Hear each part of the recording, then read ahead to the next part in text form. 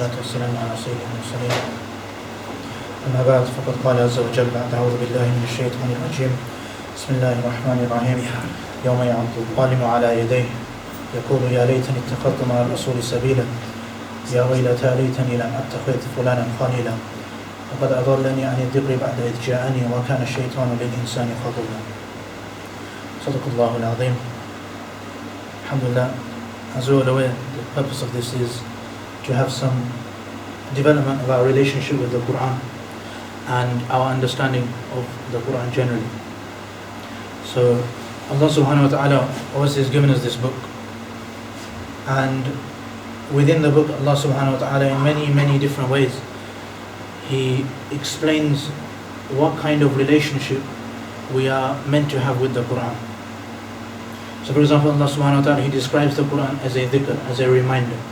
So continuously the Qur'an is something that as many times as we recite it, it will serve as a reminder for us. It will remind us of different things. As well as this, the Qur'an is also described as something which is reminded with. Allah SWT says, "Dhakkir bil Qur'an," that use the Qur'an to remind others. This is another way Allah SWT describes the Qur'an. The Qur'an in many places, Allah SWT, He asks the people who recite the Qur'an to ponder and think about the Qur'an. So Allah SWT says that أَفَلَا يَتَدَبَّرُونَ الْقُرْآنَ, why do they not deeply think about the Qur'an? And in different places the Qur'an is لَعَلَّكُمْ تَعْقِلُونَ, so that you understand.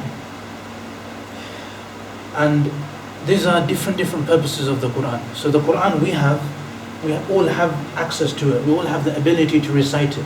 Many of us in Ramadan will listen to the whole Qur'an recited. But unfortunately many of us, that will be the only connection we'll have with the Qur'an, that we'll recite it, and then in Ramadan maybe we'll listen to the whole thing being recited, and that's it. And while we're listening to it, after it's finished being recited, most of us have no idea what really just happened, because we don't understand anything which actually went on in the Taraweeh. So this is something very sad, obviously.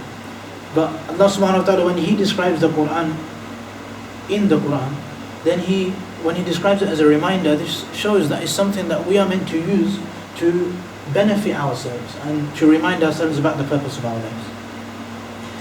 In fact, when Aisha radiallahu anha, she was asked by somebody to describe the Prophet sallallahu alaihi wasallam. Now when she described the Prophet sallallahu alaihi wasallam, she said that كَانَ خُلُقُهُ الْقُرْآنِ, that his character, it's best described as being the Qur'an.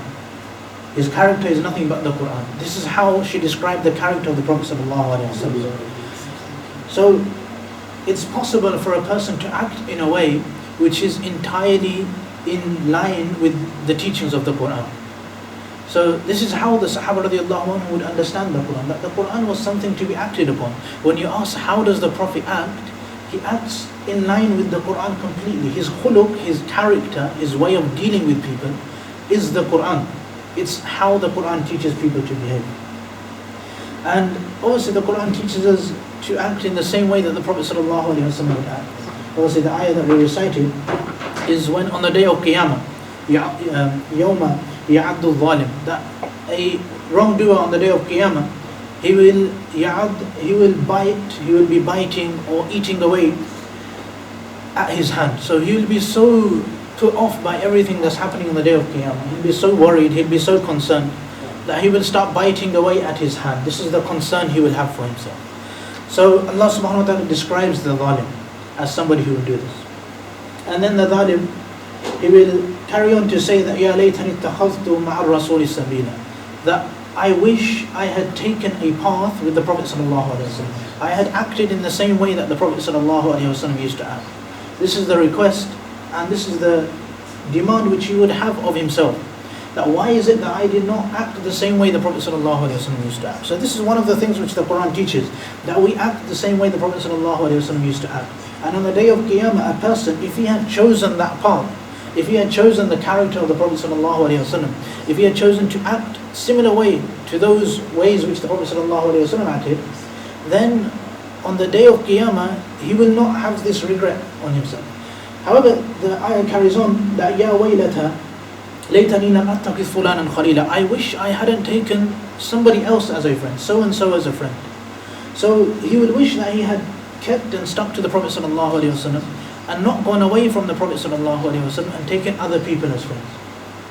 So this is how the Qur'an describes that person who turns away from the Sunnah on the day of Qiyamah. Obviously Sunnah is many things, and this is another misconception we have. Just like many a time the Qur'an is regarded as something which is just to be recited and for barakah and not really to be understood. The Sunnah of the Prophet ﷺ, his character, like how he would act and how he'd be with the people.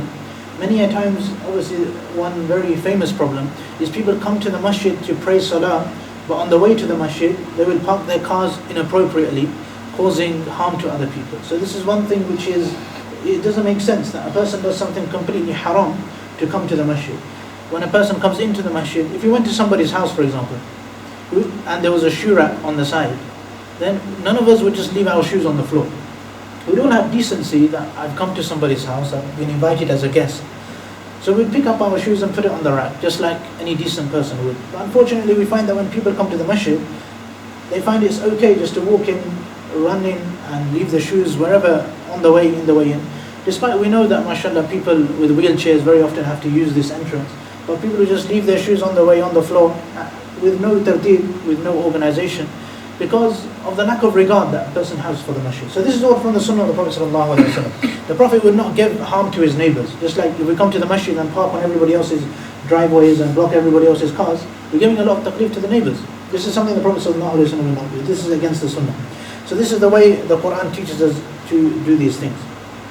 Then this ayah carries on that وَقَالَ الرَّسُولُ يَا رَبِّ, that the Prophet ﷺ, again, it's the day of Qiyamah, so we've got the person he's regretting. The Prophet ﷺ on the day of Qiyamah, وَقَالَ الرَّسُولُ, he will address Allah subhanahu wa ta'ala. And he will say, Ya Rabb, that, oh my Rabb. And addressing Allah subhanahu wa ta'ala, remember this is the day of Qiyamah, a day of judgment, a day where all justice will be served. So the Prophet ﷺ, addressing Allah subhanahu wa ta'ala, he says, and he will complain about the ummah of the Prophet ﷺ. He will complain about his own ummah. And he will say that, Ya Rabb, oh Allah, inna qawmi ittakhadhu hadha al-Qur'an mahjura, that verily my qawm, my people, the people of my ummah, ittakhadhu hadha al-Qur'an, they took this Qur'an mahjur, they completely left it. Hajara obviously similar to hijrah, when a person migrates away from something.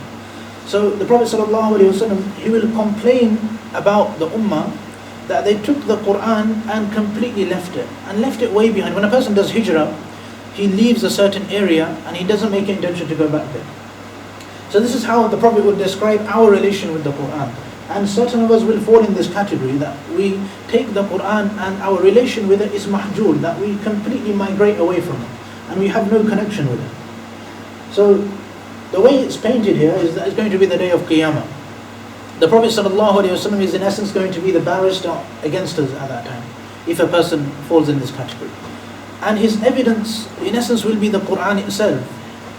He will take the Qur'an and say, there's ism ishara, that hadha al-Qur'an, that these people ittakhadhu hadha al-Qur'an, this book they took it mahjur and they completely left it, and they left it aside.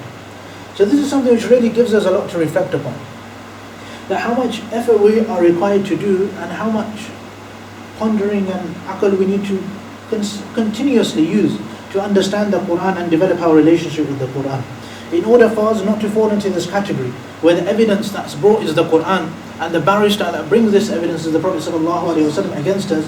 So we stay away from this category. It requires us to make a concerted effort that from today inshallah we're going to try and develop a relationship with the Qur'an. As I mentioned, the Qur'an has different purposes. So one of the purposes was for a person to do tadabbur. أَفَلَا يَتَدَبَّرُونَ. In the whole Qur'an, Allah subhanahu wa ta'ala, He brings this twice, this phrase, أَفَلَا يَتَدَبَّرُونَ الْقُرْآنَ. The first place Allah subhanahu wa ta'ala brings this is أَفَلَا يَتَدَبَّرُونَ الْقُرْآنَ أَمْ عَلَى قُلُوبٍ أَقْفَالُهَا. So why do these people not do the tadabbur of the Qur'an? Tadabbur obviously from dubur, from ba'. What this implies is that you have thinking. Then tadabbur is to very deeply think, to get to the depths. Dubur means to get to the back of something.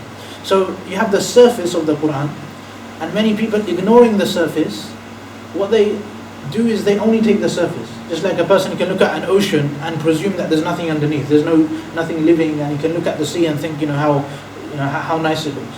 But because he's not dived in, he's not gone beyond the surface. So tadabbur is to go beyond that surface. That's why it comes from dabbur, to look at the back of something. So the question is asked, that why do the people not do tadabbur of the Qur'an? Or am ala qulubin aqfaluha, do their hearts have locks on it? Now obviously Allah SWT here is referring to a spiritual problem. What's happened is the people, they have been distracted from the Qur'an, and now they are engaged in the pursuit of money or the pursuit of fame, or in engaging with the worldly desires, and they've been distracted from the Qur'an. A spiritual problem. Allah SWT, obviously spiritual is proven by the fact that Allah refers to the hearts. Have their hearts been completely locked up and that nothing affects their hearts? Is this the problem? So this is the first way where Allah brings this. أَفَلَا يَتَدَبَّرُونَ الْقُرْآنَ. The second part, Allah brings a very similar verse, that أَفَلَا يَتَدَبَّرُونَ الْقُرْآنَ, and then وَلَوْ كَانَ مِنْ عِنْدِ غَيْرِ اللَّهِ لَوَجَدُوا فِيهِ اخْتِلَافًا كَثِيرًا. That why do these people not ponder over the Qur'an, deeply think about the Qur'an, and as a result of deeply thinking in the Qur'an, they would realize that if this Qur'an was from anybody other than Allah, they would have found many contradictions within the Qur'an. So remember the first place Allah brings أَفَلَا يَتَدَبَّرُونَ الْقُرْآنَ, we see a spiritual problem. Here we see obviously an intellectual problem. That if they don't tadabbur of Qur'an, they would realize that it's not possible for this Qur'an to have come from anybody other than Allah subhanahu wa ta'ala. This is what Allah subhanahu wa ta'ala explains. So now we find obviously the intellectual part is that if it was from other than Allah, there would be contradictions. So if you look at one chapter and one page and one ayah, and it contradicts another chapter or another page, then that implies that there is a intellectual problem there. A person can intellectually get around that. And when a person uses his mind and thinks about that, then he realizes that this Quran cannot be from other than Allah. The spiritual problem is obviously the problem of the heart, where a person he's not understanding enough. He's not somebody who has enough taqwa, or enough regard for Allah, or enough importance for the religion for him to make that effort. So this is what Allah SWT implies, these two things. One is the use of the intellect, and one is the use of spirituality, or the development of spirituality.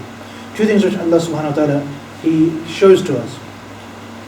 Now, this idea comes in the Quran many times, that the understanding of a person intellectually and spirituality comes very, very often together. For example, in Surah Baqarah, named Surah Baqarah because of the story of the cow, when the people of Bani Israel were told to slaughter the cow. At the end of that, Allah subhanahu wa ta'ala, He says that after Allah subhanahu wa ta'ala, He told them to slaughter the cow, and after they slaughtered the cow, and then Allah subhanahu wa ta'ala, He told them that فَقُلْ نَضْرِبُوهُ بِبَعْضِهَا, that the person who was killed, you hit him with a bit of the cow and he will come back to life. So فَقُلْ نَضْرِبُوهُ بِبَعْضِهَا كَذَلِكَ يُحْيِي اللَّهُ الْمَوْتَى وَيُرِيكُمْ آيَاتِهِ لَعَلَّكُمْ تَعْقِلُونَ. Ta'qilun, the use of aql, the use of intellect. So now the first thing Allah implies is the use of intellect, the use of the brain, the use of mind and logic. Because Allah will give you such a sign which is very intellectual. Allah by means of a cow will bring something back to life. This will increase your iman. Intellectually it makes sense that this is a very remarkable thing. Immediately after this, in the next ayah, لَعَلَّكُمْ تَعْقِلُونَ ثُمَّ قَسَتْ قُلُوبُكُمْ مِنْ بَعْدِ ذَلِكَ. Immediately under Allah goes straight back to spirituality. That despite the fact that intellectually now you've understood, still your hearts went قَسَتْ قُلُوبُكُمْ. Your hearts became hard after this. So being intellectual and having spirituality come together in the Quran, and Allah brings them together in many different parts of the Quran. The problem that we have is many a times we emphasize on information, and we fail to emphasize on thinking, and we also fail to emphasize on spirituality. When a person has spirituality, this will be a big evidence for him. If a person talks to Allah all the time, it's going to be very hard to convince him that Allah doesn't exist. If Allah's solving his problems, and if Allah's in his contacts, when he has a problem he turns to Allah, you're going to have a very hard time convincing that person that Allah doesn't exist. Because this person, he's got a spiritual connection. The other thing is thinking. When a person has thought things through properly and logically went through a process, he will have his intellect. The Quran demands that we use our intellect to come to this conclusion that Allah exists. And the Quran gives so many intellectual reasons for Allah subhanahu wa ta'ala existing. Now what we have unfortunately in our societies many a time is that we've given up this intellectual thinking. We've also given up spirituality, and we just focus on making sure that our kids know a few du'as, they've learned certain parts of the Qur'an, they learn certain aspects of the seerah, and that's it. So then we have different questions come up. What this does is it makes us fail to realize the brilliance of our deen and the true superiority of our deen, and we get taken in by other completely illogical ways of life. So other people, they'll come up to us and say, why do you pray 5 times a day? Why don't you come and drink on a Friday night? Now, so many people will be confused by this question. It makes no logical sense for a person to work 9 to 5, Monday to Friday, and spend most of it on one night, and engage in actions which make no sense to anybody, and be completely immoral and go out of your mind. But because we haven't been taught to think intellectually, immediately we'll go on the defensive rather than realizing what Allah has actually given us. We don't realize the beauty of the deen which Allah SWT has given us. And we won't realize how much we actually have in comparison to these people's lives. We won't be able to reply that Allah has actually given me a purpose in life. I've actually managed to realize the existence of Allah. I've managed to actually have a love and a connection with Allah subhanahu wa ta'ala. For which reason, my life's not going to evolve around whatever I want to do. I'm going to stay away from certain things. I'm going to do certain things. My life's not going to be that illogical. But because of the lack of thinking, this confidence goes from everybody. Everybody loses that confidence. So this is something which the Qur'an, when the Qur'an says that لَعَلَّكُمْ تَعْقِلُونَ, for you people to think, we have so many places in the Qur'an where you people are all taught to think. Every one of us is given the ability to think and to ponder over the Qur'an, to ponder over what the Qur'an gives us and how it is that we're meant to live our lives and why we should follow the way Allah subhanahu wa ta'ala tells us to live our lives. And the beauty of the fact that we actually have a purpose in life and we actually realize that we have a higher purpose. So this is why Allah, so many places that, لَعَلَّكُمْ تَعْقِلُونَ, أَفَلَا تَعْقِلُونَ. And to be honest, in fact, Allah subhanahu wa ta'ala, when He talks about ancestors, when people inherit certain information and they don't understand it, then Allah subhanahu wa ta'ala, He goes that وَلَوْ كَانَ آبَاءُهُمْ لَا يَعْقِلُونَ شَيْئًا وَلَا يَهْتَدُونَ. Why is it that these people, they blindly follow their ancestors, even though the ancestors had no understanding? It's all about understanding. In fact, everything else which comes with the Qur'an, it's secondary. So for example, if a person is reading the Qur'an with tajweed, then this is something which is secondary to the Qur'an. Because Allah SWT, He describes the Qur'an as a means of understanding and something which you understand, something which you benefit from, which is a shifa for the people, and something which people use to get closer to Allah subhanahu wa ta'ala. To recite the Qur'an is something which aids these things. So if I recite the Qur'an properly, I can understand it properly. If I listen to the Qur'an and it's been istima', if I perform istima', this will help me understand the Qur'an. And Allah subhanahu wa ta'ala, He orders us not to become like the people of the book before. For example, when the Jews were in Medina, Allah describes the Jews that يُحَرِّفُونَ الْكَلِمَ عَنْ مَوَاضِعِ, that He uses mudari', He uses the present tense, that they are currently changing the words of the Torah and making them different. Even though that was done a long time before the Prophet ﷺ. Before the Qur'an was revealed, the tahrif of the kalim was done a long time before. So why does Allah SWT say that they're doing it now? Because when Allah SWT, He describes the Jews and He describes the problems of the Jews, even though they had already changed it, He says that these Jews, what they've done, and the Bani Israel, is changing the Qur'an. Now the point is that this is something which is brought to our attention. Now this is the main thing, that people will be changing the Qur'an, and then it carries on that إِنَّ الَّذِينَ يَكْتُمُونَ مَا أَنزَلْنَا مِنَ الْبَيِّنَاتِ وَالْهُدَى. Then there'll be people that will hide certain parts of the book. Now they may have changed the book, we may not change the book, but what we have done is, unfortunately, we've completely denied many people access to the book. And we've decided that the book has now become solely for the scholars and solely for certain people, and we ourselves do not need to understand what's going on. So this is very similar to what the Bani Israel, this is what the Jews were doing at that time. The Jews, what they were doing is they had decided that the Qur'an is solely for the scholars, and they can hide whichever parts they want, they can give whichever parts they want, and the random people will not be having access to the book. And this is really what happened, and this is the biggest problems that happen. And today, if we do the same thing, then in reality we will be afflicted. This is why Allah SWT, He says that you should not be like those people. لَا يَكُونُ كَالَّذِينَ أُوتُوا الْكِتَابِ, the people that were given the kitab min qabl. فَطَالَ عَلَيْهِمُ الْأَمَدُ. This is the problem which happens. When the people, if we blindly follow and we teach information, we will have many people reciting the Qur'an. We'll have mosques with people praying salah. But this طَالَ عَلَيْهِمُ الْأَمَدُ, that the time passes to such an extent that the person himself has never revisited the Qur'an.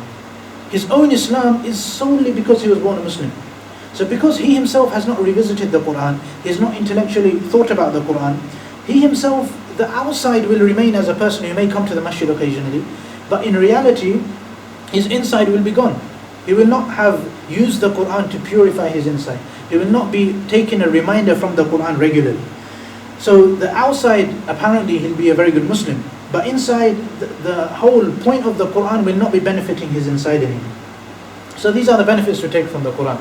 The Qur'an overall is something which on a daily basis, whenever we have a problem, the Qur'an tells us that Qur'an is shifa lima fi sudur, that the Qur'an is a cure for the problems which people have. Now, whenever we have a problem, unfortunately, we turn to everybody else before we turn to Allah and before we turn to the Qur'an. Now, the Prophet ﷺ, he says in a hadith that man qala halaka an-nas fahuwa ahlakuhum. It's a very optimistic hadith, that generally if somebody is a pessimist, if somebody says that halaka an-nas, everybody is destroyed, then he is ahlakuhum, he is the worst of people, he is the most destroyed of those people.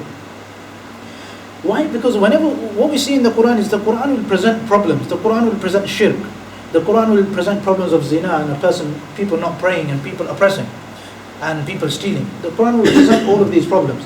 The Qur'an also presents the solutions. The Qur'an never presents a problem without the solutions. So this is why when in life we personally have problems, we can look to the Qur'an for the solutions, and the Qur'an will give us these solutions. And this is the way the Qur'an is presented to us. It's up to us to actually take out some time, to sacrifice our time, and actually start taking out time from our lives to try and benefit from the Qur'an and understand the Qur'an. And the point of intellect is so that we understand why. So if somebody asks us at work, why are you doing wudu like this in the toilet? And we're in the washroom and we're doing wudu, they'll be very confused. So we understand why our lives evolve like that, why we do what Allah tells us to do. There's a very big reason behind that, why we have discipline in our lives. Now, when we realize these things, then this will give firmness in our faith. It will give us trust in the Qur'an.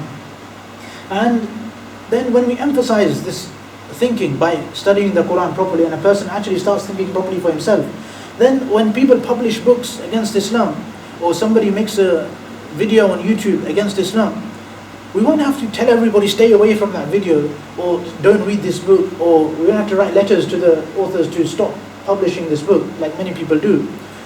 Recently there's a message going around, as we know, that we should ban certain books. But this will never be a solution. To ban the book is not the problem, because the issue is at some point in somebody's life he will come across things which he may not make sense. But if he's been taught critical thinking from the beginning, then when he can read the whole book cover to cover, he will answer as he goes along. If a person's taught thinking. If a person's never been taught how to think, then one 30-second YouTube clip can change his mind on Islam. But if we teach ourselves and we go through the Quranic way of having aql and learning things properly, and we learn how to think, then as many YouTube videos and whole books, as we know, have been published on Islam, then we can read the whole book and we can debunk the book and we can write a refutation on the book, rather than having to be scared of the book and having to be scared of the whole of the internet. So these are things which Allah SWT, He gives us the ability to understand and develop this connection with the Qur'an. And when Allah SWT, He says that we give bayinat, we give aayaat, Allah SWT, He spends the whole Qur'an talking about the tawheed of Allah, talking about the creation of the heavens and the earth. All of this is a means of ayat for us, a sign for us, intellectual reasons for us to believe in Allah subhanahu wa ta'ala. This is how Allah subhanahu wa ta'ala, He chooses to present the Qur'an to the people. So this is how we should try and present the Qur'an to ourselves and understand how much we need to benefit from the Qur'an. And the Qur'an also is more than enough for us. So obviously we know the very famous story when Musa alayhi salam, he was a prophet who had a very, very close connection with Allah subhanahu wa ta'ala. He used to speak to Allah subhanahu wa ta'ala. And when he realized that he's speaking to Allah, he wanted to see Allah. So he's told Allah subhanahu wa ta'ala, let me see you. So وَلَمَّا جَاءَ مُوسَى لِمِيقَاتِنَا وَكَلَّمَهُ رَبُّهُ قَالَ رَبِّ أَرِنِي أَنظُرْ إِلَيْكَ قَالَ لَنْ تَرَانِي وَلَكِنْ انظُرْ إِلَى الْجَبَلِ فَإِنِ اسْتَقَرَّ مَكَانَهُ فَسَوْفَ تَرَانِي. If you won't be able to see me, but if you look at the mountain and the mountain doesn't get destroyed, then you'll be able to see me. That's the paraphrase translation.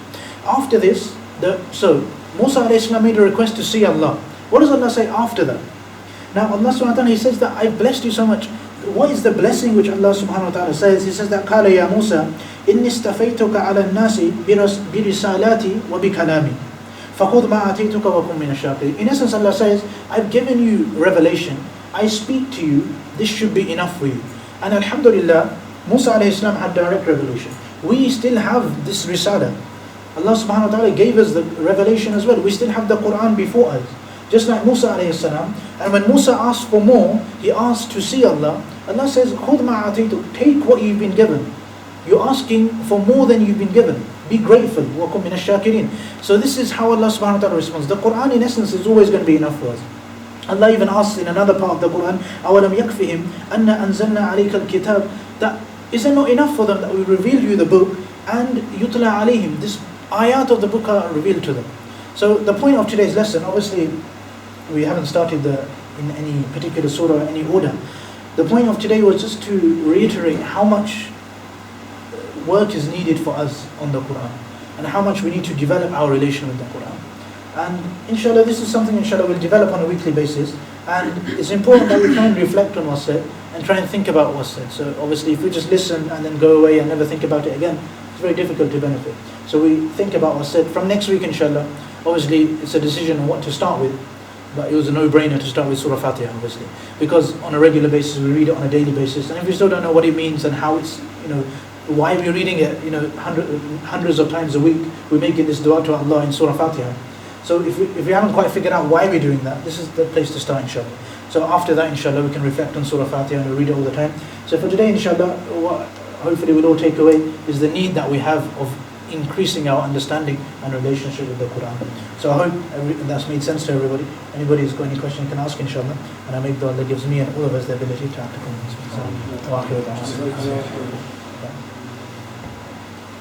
Yeah, is this going to be broadcasted to homes as well? I think it's going to go, I think on YouTube inshallah. Oh, okay. So we'll have a link. Through the radio? No, not through the radio. I think the females are welcome inshallah. Okay. So I think there'll be space for them over there.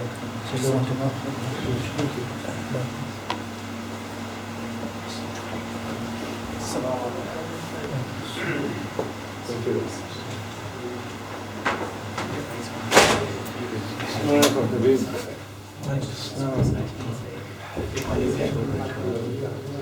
Good to see you. Your friend never came? Yeah, you see him.